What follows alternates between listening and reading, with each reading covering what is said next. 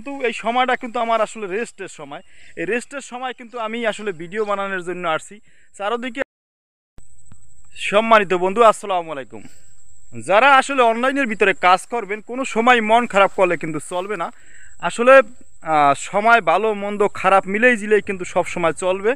এর মানে এই না যে আপনি ভিডিও করা বন্ধ করে দেবেন, ভিডিও কিন্তু আপনার অবশ্যই কিন্তু করতে হইবে।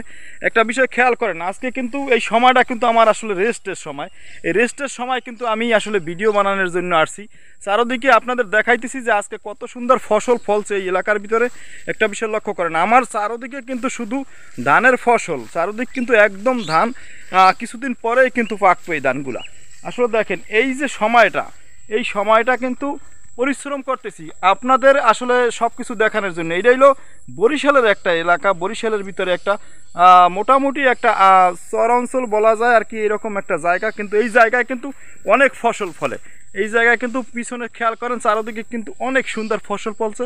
চারদিকে কিন্তু বিশাল কিন্তু জমি, যেই জায়গায় শুধু ধান আর ধান।